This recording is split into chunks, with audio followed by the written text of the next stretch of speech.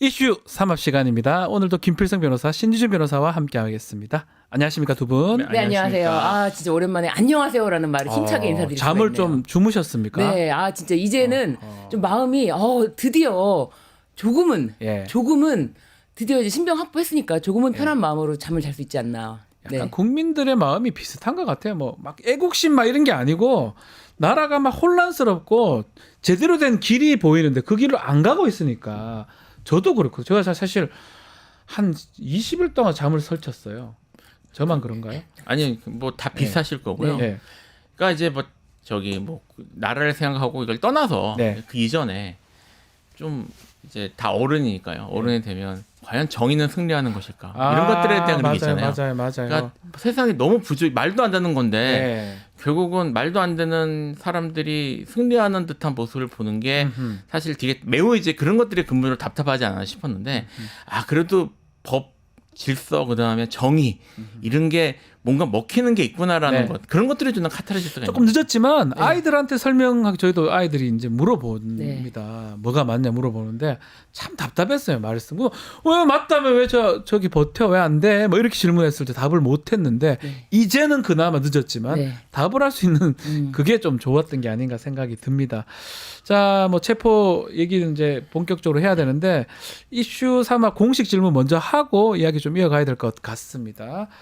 두 분께서 한 주 동안 좀 눈여겨봤던 정치 이슈 어떤 게 있습니까? 저는 이제 윤석열 측에서 네. 현재 이제 두 번째 답변서를 냈다는 기사가 며칠 전에 떴습니다. 네. 어제 떴군요. 어제. 예, 봤습니다. 떴는데, 예, 내용을 보면 이게 웃지 마십시오. 예. 웃으시면 안 됩니다. 네, 알겠습니다. 아 이게 내용이요. 이게 야. 이렇게 말씀하셨다네요. 이게 내용이 정말? 윤석열 그대로 네. 읽을게요.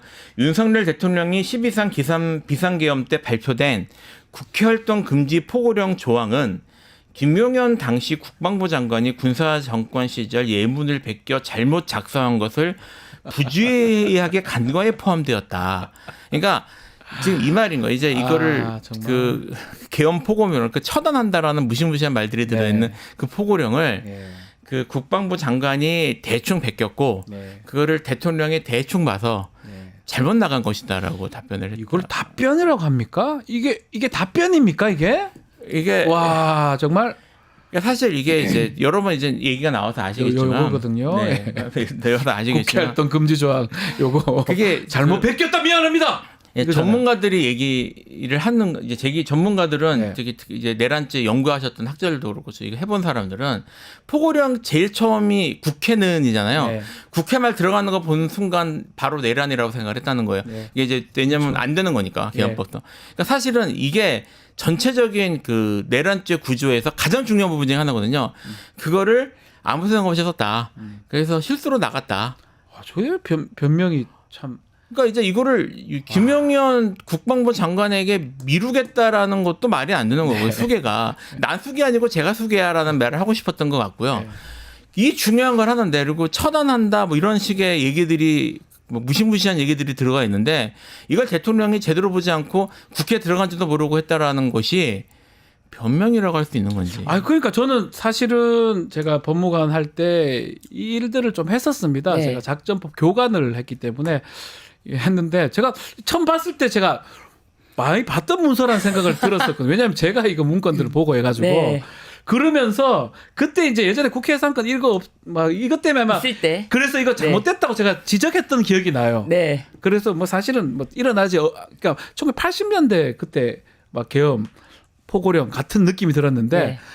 그 얘기를 또 잘못 뺏겼습니다 이렇게 얘기한다는 게 이게 말이 다 됩니까 이게? 이게 지금 와 정말 이게 지금 이 사태를 지금 그 현 정권이 네. 아직 정권이 이제 유지되고 있으니까 네. 현 정권이 이 사태를 어떻게 보고 있고 법정에서 이 사건을 어떻게 대응하고 있는지를 단적으로 보여준 얘기인 것 같아요. 제가 할 게 없는 거죠. 좀 전에도 얘기했는데 네. 왜 자꾸 서부지법 중앙지법 엉뚱한 얘기를 다 하냐고 하니까 김용남 전 의원 말씀은 실체적으로 할 게 없다. 그러면 엉뚱한 얘기하는 거예요. 다른 얘기하고 베꼈어요 이런 얘기하는.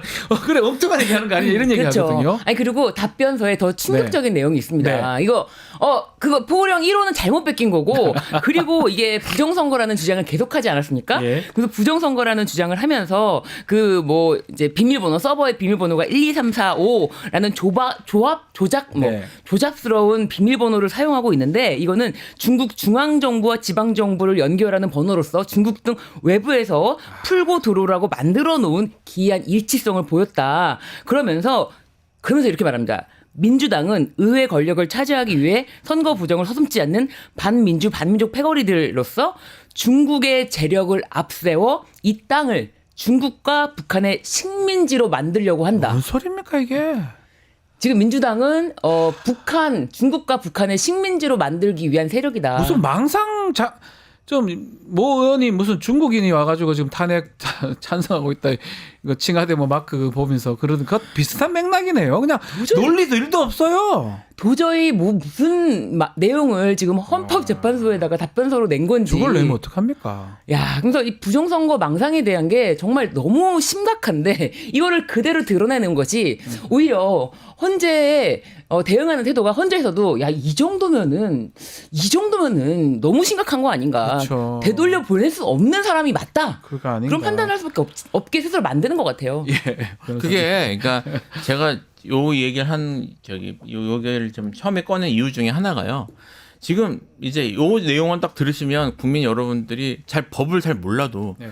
뭐야? 이런 생각이 드실 거 아니에요. 근데 사실 지금 그 윤석열 대통령 쪽에서 얘기하고 있는 여러 주장들, 법률 주장들 있잖아요. 네. 주장들이 전부 이 수준의 얘기들입니다. 와. 그러니까 어렵네요. 그러니까 지금 이제 사실 이제 여론도 아직 지지율이 좀 올라가서 지지층이 결집되는 이런 말들이 나오는데 네. 이게 들어보면 논란의 여지가 있고 저쪽이 뭔가 주장할 만한 건덕지가 있고 이렇게 사람들을 착각하게 만드는 거 있거든요. 지금 언론인데 사실은 지금 윤석열 쪽에서 주장하는 게 전부 이 정도 수준의 얘기들이에요. 형편이 없습니다. 예, 그걸 좀 알아주셨으면 좋겠습니다. 자, 우리 신 변호사님이 좀 주목한 정치 이슈 어떤 게 있을까요? 어제 아침 체포할 때. 상황이었는데요. 예. 네.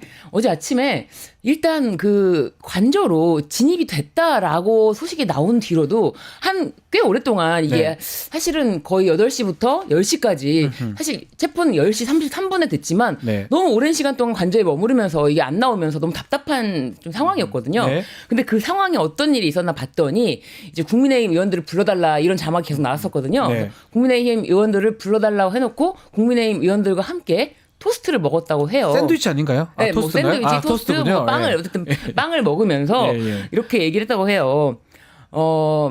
우리나라 대한민국이라는 정치 상황이 워낙 다이나믹하다 보니까 네. 다시 돌아올 수 있다. 아. 이렇게 얘기를 하면서 국민의힘이 더 전투적으로 치열하게 좀 싸워라. 너무 모범생 아니냐. 이렇게 지적을 했다고 해요. 그래서 이제 페이스북에 글을 올렸는데 자신이 자필로 작성한 것이라고 하면서 글을 올렸는데 저는 정말 그 글을 보면서 이게 정말 이렇게 생각하고 있다면 이 사람이 정말 부정선거라는 얘기를 안 하더라도 망상이 맞다라고 망상이죠. 생각했는데 이걸 아무도 지적을 하지 않고 있어요. 요 앞부분이에요. 새해 인사를 하면서 취임 이후 새벽부터 밤 늦게까지 정신없이 일만 하느라 네. 제가 대통령이라는 생각을 못하고 지냈던 것 같다. 이런 내용이 있거든요. 그 부분 전 비슷하게 생각하는데 이렇게 해석하는 게 맞는 것 같아요.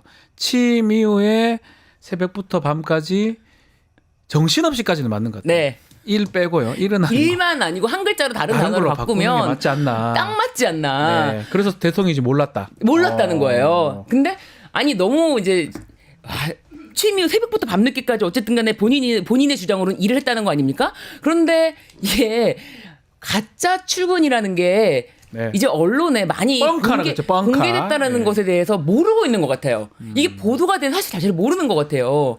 본인이 제대로 근무를 안 하고 네. 출근 시간 안 지킨 거를 모르고 있네요. 진짜. 모르고 있는 것 같아요. 그러니까 본인은 철저하게 자기가 이제 비밀 유지가 됐다라고 생각하고 이게 언론에 공개됐고 가짜 출근이고 차량이 2대가 다녔고 이거를 모르고 있는 게 아닌가. 그래서 제대로 된 언론은 전혀 보지도 듣지도 않고 있구나. 네. 그런 생각을 하면서 부정선거 얘기를 아까도 말씀드렸지만 진짜 증거가 너무 많다고 해요. 그러면서 가짜 투표지가 발견됐다 뭐 이런 이야기를 하는데 네. 선관위에서 가짜 투표지 발견된 적이 없다. 그리고 이때 이제 과거에 2020년 4월 총선에 민경욱 씨가 선거무효 소송을 제기한 바 있거든요. 네. 이때 사전 투표지 45,000장을 다 전수조사를 했는데 한 장도 가짜 투표지가 나온 적이 없다. 네.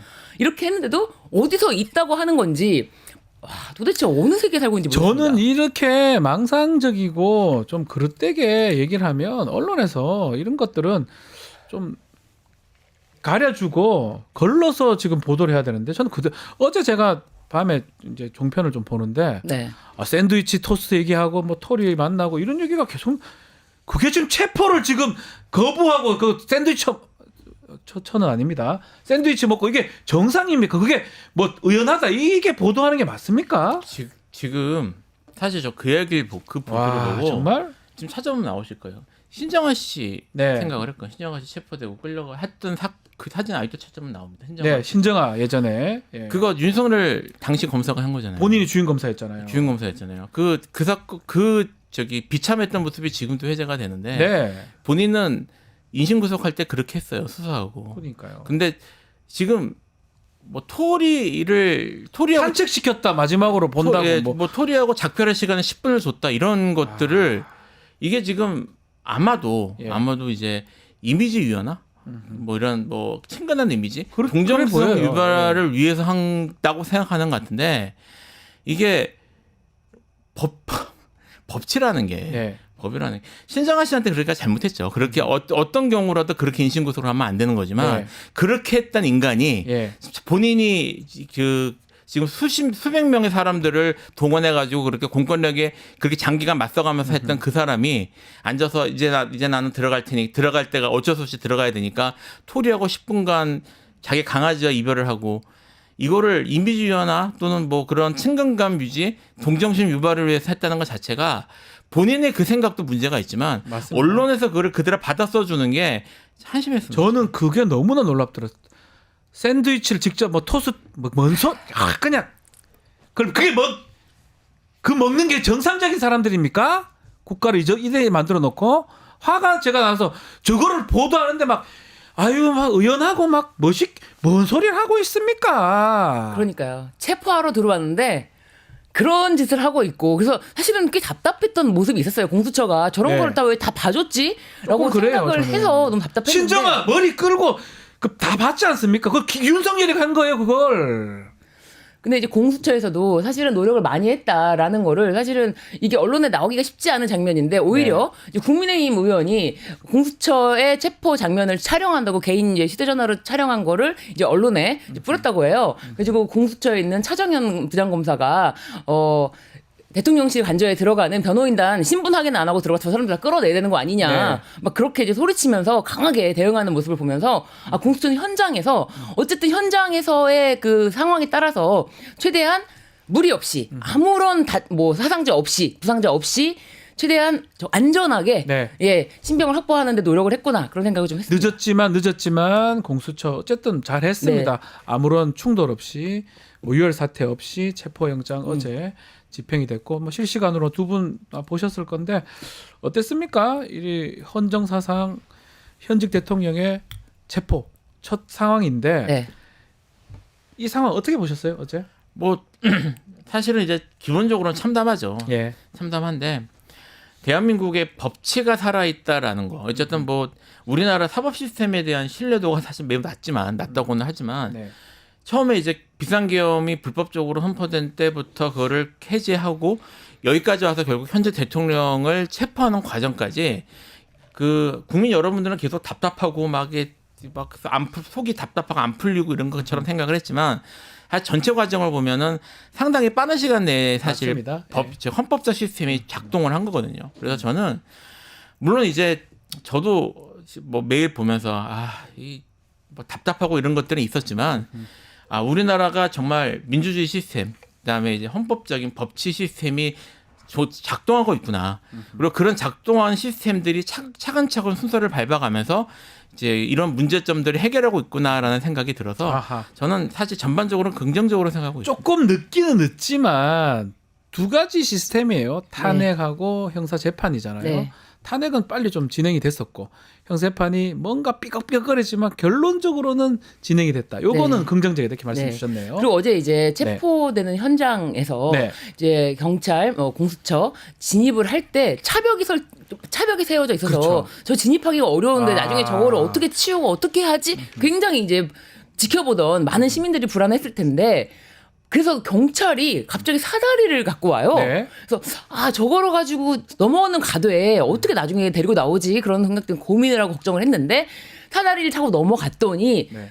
자동차에 네, 키가. 차 키가 그대로 꽂혀져 있고 문이 열려 있었다는 거예요. 그렇죠. 그래서 수월하게 이제 차를 뺐다는 건데 네. 경호처가 정말 마음 고생을 그동안 많이 하면서 들어오는구나라고 하면서 이 차는 알아서 빼시기 바랍니다라고 하면서 이제 차 키를 꽂아두면서 그리고 오히려 경호처 직원들이 올라가는 길을 안내하는 모습도 살짝 나왔어요. 그렇죠. 나왔어요. 네, 그리고 이제 경호처가 이제 이렇게까지 어떻게 보면은 대통령에 대한 경호를 더 이상 할 수 없다라고 느끼는 것은 윤석열 대통령 본인이 만들어낸 일이 아닌가 싶어요. 왜냐하면 뭐 경호처 직원들에게 총을 써라, 뭐 칼을 써라라는 제보들이 들어오지 않았습니까? 그러니까요. 자기를 막기 위해서 뭐 어떤 불법적인 행위도 마다하지 말고 해라라고 예. 명령을 내리는 걸 보면서 정말 이건 아니다라는 자괴감이 들지 않았을까 진짜 그렇게 생각이 들어서 오히려 이제 경호처 차장이라든지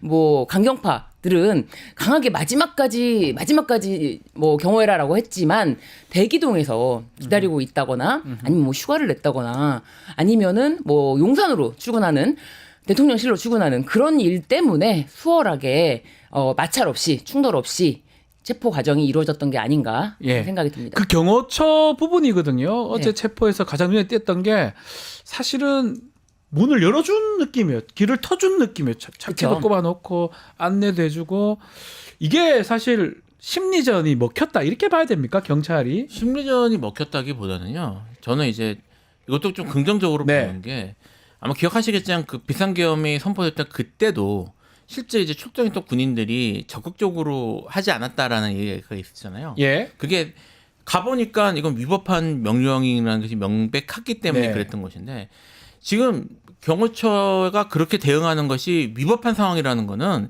여기 경호처 직원들도 대충 알았을 거예요. 알았을 거고 이제 이렇게 시간이 거듭되고 얘기하고 하는 걸 보면서 네. 그분도 생각이 있었을 거고 지금 사실상 이제 이른바 김건희 라인으로 불리는 몇 명 간부들만 지금 강하게 나오는 상황이었기 때문에 예. 이걸 위에서 지시한다고 상명하복이 강한 조직이라고 합니다만 위에서 지시한다고 이걸 그대로 따르는 게 법적으로 맞지 않다. 이것을 나를 보호할 수 없다. 이게 뭐 아시겠지만 그 이른바 5.18 판례, 그러니까 전두환 판례에서 위법한 명령을 따른 것에 대해서는 정당을 인정할 수 없다라는 것이 판례라는 건 다 알고 있을 거고 예. 여기 있는 분들은. 그러니까 결국은 심리전 이렇다기보다는 이렇게 가는 게 옳지 않다. 그리고 이건 명백히 이건 위법한 상황이라는 거를 경호처 직원들도 이제 깨달은 거죠. 알게 됐고 그렇죠. 당연히 알고도 있었어. 아니, 지속적으로 위법한 예? 명령을 내리니까요. 내리니까. 아니 또 심지어 전날에는 윤곽근 변호사라는 사람이 나와서 자신은 경호처 직원들에게 어떠한 명령권자도 아님에도 불구하고 경호처 직원들은 모두 특사경 신분이 있으니까 적극적으로 체포하려는 경찰을 오히려 역으로 체포해라라고 했다는 거예요. 네. 그런데 경호처 뭐예요, 직원들이 저게? 그걸 들으면서 우리는 특사경이 모두 특사경이 아니다. 그러니까요. 라고 하면서 질문을 했는데도 오히려 그것은 좀 알아보겠다라고 하면서 알지도 못하면서 명령을 함부로 내리고 위법한 명령을 계속 내리니까 더 이상은 받아들일 수가 없는 거죠. 요약은 조금 할 필요가 있을 예, 예. 것 같은데요. 지금 말씀하셨던 것처럼 그러니까 대통령 경호법 17조 얘기를 하면서 네. 17조에 이제 경호공무원의 사법경찰권이라는 규정이 있어요. 예, 예. 이걸 얘기하면서 여러분 모두 사법경찰권이 있으니까 체포하라고 하니까 이게 윤곽근 변호사 얘기였죠. 네. 윤곽근 예. 병원이 이렇게 얘기하니까 직원들이 여기 규정이 이렇게 돼 있거든요. 모두가 아니라요. 이게 사전에 서울중앙지방 검찰청에게 제청해가지고 임명받은 사람만 할 수 있는데 그런 사람 할 수 있는 거 아닌가요?라고 했더니 규정을 찾아보겠다고 했다는 거예요. 정말 알지도 못하면서 말이야. 그러니까 이렇게 되면 사실 윤곽근 변호사가 와서 내가 법 전문가니까 내 말을 여러분들은 적법하니까 이런 걸 설득하는 건데 직원보다 법을 몰랐던 거 아니에요? 그러니까요. 저는 이 두 분도 변호사시고 저도 변호사인데 변호 활동을 지금 이렇게 하는 게 정상입니까? 변호사가 본인이 계속 기자회견을 하질 않나, 엉뚱한 얘기를 하질 않나, 본인의 의뢰인 네. 윤석열 네. 피의자 불리한 쪽으로 몰아넣는 느낌이 자꾸 들어서 이게 변호사협회에서 뭔가 해야 되는 거 아닌가 이 생각이 제가 들더라고요. 변호사협회에서 이미 임박근 변호사한테 뭐 징계 청구 뭐 그런 거 절차는 있다라는 얘기를 저는 얼핏 들었는데 네네네네. 좀 더 확인해봐야겠지만 네. 그런데 그런 건 있는 것 같아요. 이 변호사가 네. 아니 자기 생각대로 저러는 거 아니야라고 혹시 우리가 오해할까봐 중간중간에 계속 의뢰인 본인이 메시지를 내주지 않습니까? 네. 이렇게 이제 페이스북에 긴 글, 예. 장문의 글로 메시지를 낸다거나 아니면 영상 메시지를 낸다거나 그러면서 이 변호사와 코드가 정말 잘 맞는구나. 변호사의 변호 활동은 모두 의뢰인의 뜻이구나. 이거를 알 수가 있다. 그런 생각이 들어요. 의뢰인의 뜻이다. 네. 저는 의뢰인이 만약에 잘못된 조건 얘기를 한다면 변호 활동이 누굴 조력하는 거잖아요. 그러면 조언을 하고 좀 해주는 게 맞다고 보는데 그렇게 하지 않는 거.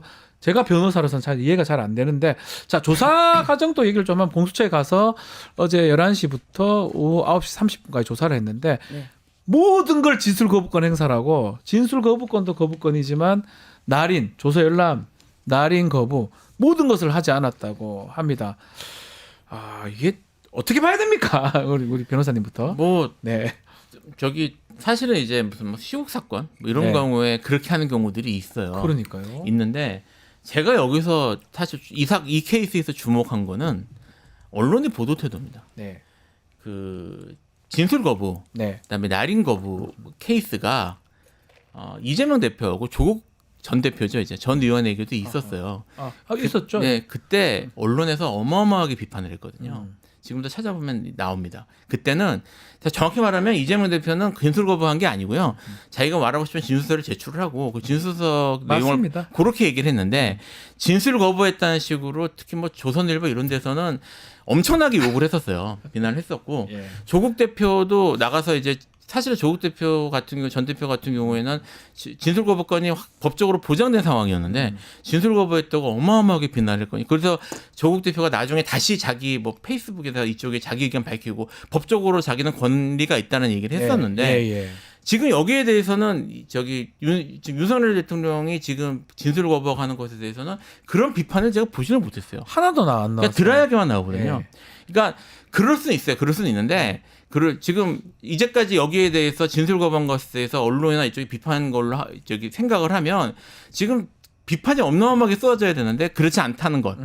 역시 여전히 그 언론은 윤석열 대통령에게 우호적이구나. 호의적이에요. 지금 뭐 밥 먹고 된장찌개 먹고 뭐 먹고가 네. 뭐 뭘 먹든지 뭐 먹으면 먹든지 뭐가 중요합니까? 그리고 진술 거부권 행사에 나열한죄를 저지르고 반성 1도 없이 체포 거부하고 경호가 없으니까 잡혀 들어온 거 아닙니까? 그래놓고 자진 출석 이런 엉뚱한 얘기를 하고 결국 조사하러 가가지고 묵비권 행사하고 이거에 대해서 별다른 어떤 언론에서 지적하는 사람은 별로 없는 것 같아요. 지적은 안 하고 정말 드라이하게 네.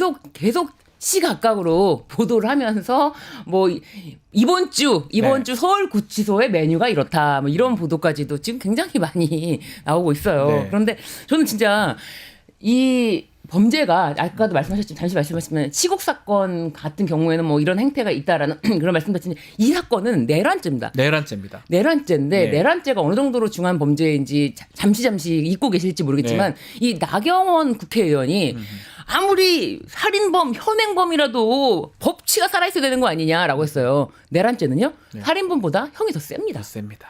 내란죄 살인범은요 살인죄는요 형법 250조 5년 이상입니다. 근데 내란죄는요 사형 또는 무기징역 무기금고입니다. 비교할 수가 없는 거예요. 그렇죠. 비교할 수가 없는 범죄를 가지고 아무리 살인자라고 하더라도 현행범이라고 하더라도 이런 이야기를 하고 있는데 무슨 이야기를 하고 있는지 내란죄가 얼마나 중한 그러니까요. 범죄인지에 대해서 사람들을 좀 호도시키는 게 아닌가 싶은 생각이 들었어요. 그런 거를 좀 인식을 하고 보도가 돼야 되는데 보도가 되지 않는 모습이 네. 조금 눈여겨봐야 될 것 같고요. 또 이렇게 조사에 적극적으로 참여 안 하는 게 이제 결국은 48시간 이내 구속영장 청구로 이제 이어질 것 같은데 또 체포 적부심? 적부심도 청구했다고 하더라고요. 이게 윤석열한테 앞으로 어떻게 작동할까요? 유리한 건가요? 뭐 사실 체포적부심은 선례가 별로 없다고 하는데요. 예. 뭐 제가 한 번 해본 적은 있습니다. 이겼습니까? 아니 안 됐죠. 받아들였습니까? 안 됐죠. 예, 제가 이제 저도 한 번 해봤는데 네. 기각됐어요. 예. 예. 뭐 사실 적부심이라는 게 보통 좀 어려워. 왜냐면 우리나라 특히 구속 같은 경우에는 네. 저기 구속 영장실질심사라는 게 이미 있기 때문에 정말 하니까. 예, 하니까 여기 그렇긴 한데 아마도 이거는 이른바 그 서부지법이 아니라 중앙지법에 뭘 판단을 받아보겠다라는 생각을 버리지 못해서 그런 것 같아요. 예. 근데 이것도 사실 제가 좀 이해가 안 되는 게 예. 이게 그 공수처법에 지금 이제 중앙지법 얘기가 있기 때문에 중앙지법이라는 것에 집착을 하는 것 같습니다. 중앙지법에 하는 것 같은데 이게 그 공수처법이 어떻게 되어 있냐면요. 공수처가 네. 1심 공소 제기를 하는 경우에 서울중앙지법에 한다. 하지만 이제 저기 뭐 범죄자나 이런 걸 감안해서 안 할 수도 있다. 네. 규정이 이렇게 돼 있거든요. 그러니까 공수처가 1심 재판을 이거를 제기할 때 문제가 되는 공소 제기할 조항이에요. 수 있나요? 대통령 지금 못 하지 않나요? 공수처 못 하잖아요. 그러니까요. 못 하고 영장은 1심의 공소 제기가 아니잖아요. 네. 그러니까 이 규정이 아예 적용이 안 돼요. 근데 여기에 대해서 이유는 모르겠지만 매우 꽂혀서 집착을 하고 있고 네. 그래서 이제 이 규정에 따라서 중앙지법에서 판단을 하면은 법 위반으로 영장이 다시 이제 기각될 수도 있다라는 헛된 희망을 갖고 있는 게 아닌가. 갈 게 없으니까 저 김영남 의원 이렇게 얘기하더라고요. 정말 실체적으로 너무나 명백하고 범죄가 될 게 있으니까 변호사 입장에서 뭔가 변호를 해줘야 되는데 할 게 절차적으로도 보면 아무 문제가 제가 없어 보이는데 정말 티끌 만한 거 특히 요 조문만 싹 깎고 다른 조문은 빼버리고 이렇게 눈속임하게서 트집 잡는 모양새로 절차적 하자를 지금 주장하는 거 아니냐 이런 얘기를 하긴 하더라고요. 그러니까요. 실체적으로는 네. 뭐 아무것도 별로는 할 게 없지 않습니까? 네. 얘기해봤자 계속 이제 부정선거 이야기만 나오고 하니까. 그런데 사실 기억나는 것이 그 김학의 사건에서 네. 그렇게 검찰이 오랫동안 못 잡았던 김학의를 결국엔 잡았는데 네. 그거를 어떻게 했습니까? 김학의를 그 공항에서 잡은 것이 불법이다라고 하면서 그때 모든 신문의 헤드라인이 불법 출금이었어요. 제가 분명히 방송에 나와서 이거는 불법 출금이라고 할 수 없다. 이런 식으로 키워드를 잡으면 안 된다. 불법인지 아닌지에 대해서 지금 문제 제기가 있는 것인데 이거를 가지고 불법 출금 이런 식으로 아예 용어를 사용하는 것 자체가 안 된다라고 했는데 지금 그런 거예요. 이게 절차적으로 문제가 있었다라고 하면서 뭐 어떤 경우에도 어떤 피의자도 절차적으로는 문제가 없어야 되지 않겠냐. 그렇지만 결국에는 그 사건 불법 무죄 출금 받았어요. 아니었다라는 무죄 받았고 아무 문제. 이규현 검사 맞죠? 맞습니다. 검사. 예. 정말 그런데도 그 언론에서 계속 그런 식으로 몰아가지고 지금도 계속해서 그러면 서울중앙지법에 해야 되는 거 아니야? 할 얘기를 이거로 계속해요. 계속 예. 와글와글 하게 만들면 그러니까 이게 국민들이나 이게 사실은 혹세무민 하는 거예요. 맞습니다. 정치도 법조인들도 그렇고 언론인도 그렇고. 다시 한번 얘기하는데 직접 찾아보십시오. 공수처법 예, 31조입니다. 맞습니다. 수사처 검사가 공소를 제기하는 저기 1심 재판이라고 딱 돼 있어요. 1심 재판. 공소 예. 제기하는 1심 재판. 1심 다시 말씀드리지만 공수처는 뭐 이게 법률이 잘 되고 못 되고를 떠나서 이 법률이 어떻게 있냐면 대통령을 공수처는 기소를 못 합니다. 뭐 검사, 경무관 이상 총경 이상 경무관인가요? 네. 그 경찰들 요런 사람들만 기소하도록 돼 있거든요. 그렇기 때문에 사실 규정대로라면 어쩌면 서부지법이 더 맞아요, 사실. 예, 네. 규정대로 왜냐면 이게 안 되는 거니까 이제 네. 뭐 일반 원칙으로 가서 토지가 날리기도 하고 그렇죠. 범죄지가 날리기도 하잖아요. 그렇죠. 예. 주소지하고 범죄지잖아요. 그러니까 용산 서부지법이 맞는데 그거를 갖고 끝까지 그러면 뭐 중앙지법 가면 뭐 영장 안 나옵니까? 안 나옵니까? 이제 국민들한테 뭔가 문제가 있는 것처럼 자꾸 아이고. 분류를 이용하는 거죠. 그래놓고 뭐 보면 저 지지하는 사람 뭐 들고 있는 게 불법 영장 무효 뭘 알고 한 소리예요? 그러니까 이런 사람들을 혹세무민 시키는 거예요. 맞습니다. 그거를 언론도 그렇게 하고 네. 제일 나쁜 사람들이 변호사나 법조인들이에요. 네, 맞습니다. 법조인들이 말이야 지금 좀 전에도 얘기했지만 그 윤 변호사는 그 양반은 법도 잘 모르면서 말이야 경호처 가서 법 얘기를 하사코 나쁜 거 아닙니까? 그리고 지금 방송에 나오는 많은 변호사들도 네. 그 영장에 그 뭐 형사소송법 110조, 111조 네. 이런 거에 대해서 적용 배제 이 부분에 대해서 문제가 있다라는 방송을 하는 사람들이 굉장히 많이 있어요. 저도 봤어요. 종편 보면 뭐 깜짝 놀랍니다. 그 뭐예요 그 사람들? 형사소송법 110조, 111조 찾아보십시오. 뭐 어떻게 되냐면요. 이 규정은 압수수색에 대한 문제예요. 맞습니다. 근데 지금은 체포영장을 집행한 거잖아요. 그러니까 체포영장에 대한 이런 규정이 없습니다. 그러니까 지금 윤석열에 대한 체포가 이것 때문에 위법하다는 거는 전혀 상관없는 규정을 가지고 얘기하는 거예요. 엉뚱한 얘기를 하고 있고 좀 뭐 제 친한 이제 개그맨 출신 방송하는 우리 MC 장원이라는 친구가 네. 알려주더라고. 형 이거 다 써져 있는데 왜 자꾸 이런 얘기하지? 그 사람도 그러니까 읽어보면 다 나와 있거든요. 다 나와 있어요. 그 의사는 법률가 아니잖아요. 네. MC 장원. 법률가도 아님에도 불구하고 이거 보면 이거들 아무 문제 없는데요? 라고 하거든요. 사실은. 그 참고 삼아서 하나 말씀드리면 예. 오히려 110조, 111조 같은 경우에는 이 항에 전부 뭐가 있냐면 네.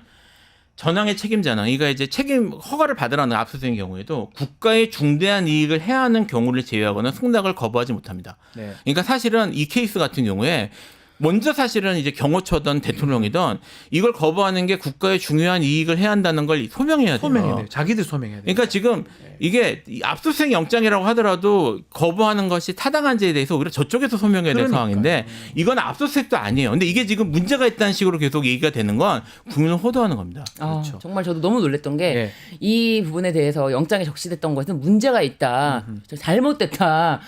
라고 이야기를 많은 변호사들이 TV에 나와서 하는 걸 보면서 와 저렇게 말을 할 수가 있나? 뭘 어떻게 조문을 읽어보고 하는 것일까? MC 장원만도 이건- 못해요. MC 장원처럼 조문을 잠깐만 읽어봐도 그게 아니라는 걸 분명히 알고. 그래서 저는 혹시 양심을 속이는 게 아니냐 변호사들이. 그러면 하지 말든지 법률가를. 자 마지막으로 이걸 한번 짚어보시죠. 지금 오늘 또 문제되는 게 헌법재판소 탄핵심판 변론길 제2의 변론길이 지금 잡혀 있는 네. 상황이거든요.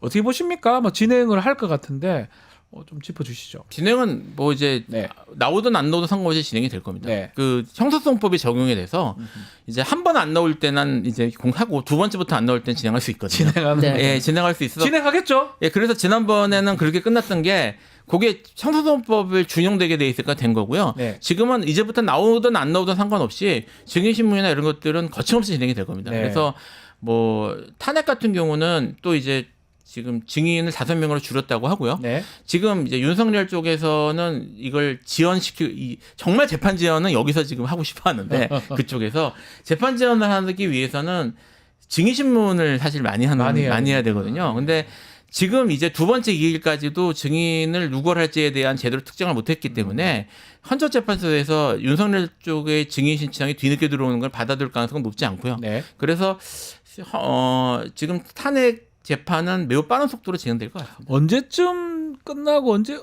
어떻게 진행될까요, 신 변호사님? 근데 이게 아무래도 네. 정말 뭐 빨리 진행 이건 너무 간명하고 너무 네. 명확한 사건이 아닌가. 다 봤지 않습니까? 왜 전 국민이 공지의 사실 증인이고. 이렇게 얘기하시더라고요. 네, 그렇죠. 공지의 사실로서 이거는 뭐 특별한 새로운 글쎄요. 이제 저희가 뭐 범죄 수사 기록 자체를 전부 다 본 건 아니라서 제가 본 건 아니라서 말씀드리기는 조심스럽습니다만 그런 수사 기록만 좀 더 확보하고 하면은 심리 자체의 기간이 그렇게 길 필요는 없지 않을까. 네. 저는 정말 개인적으로 그렇게 생각하고 이거를 글쎄요. 뭐 예를 들면은 박근혜 전 대통령의 그 심판 기간과 뭐 어느 정도 맞춘다 이렇게 할 필요가 전혀 없을 거라고 생각해요. 더 빨리 끝날 것이다. 빨리 끝나는 게 좋지 않을까. 나오든 안 나오든 빨리 네. 끝날 거니까 빨리 나와서 제대로 변론이나 하라 이 말씀을 드리겠습니다. 자 김필성 신준 변호사와 함께한 오늘 이슈 3합 여기서 마무리하겠습니다. 두 분 감사합니다. 감사합니다. 유튜브 구독하고 실시간 채팅과 댓글을 남기시면 매일매일 7,000TTCO를 드립니다. 참여 방법은 통통물 어플을 다운로드하고 회원가입과 로그인을 해주세요. 마이페이지에서 나의 회원 고유 번호를 복사해주세요. 유튜브 구독 후 실시간 채팅이나 댓글창에 고유 번호를 한 번만 입력하면 준비 끝! 지금 유튜브 채팅과 댓글 쓰기 참여하고 7,000TTCO 받아가세요.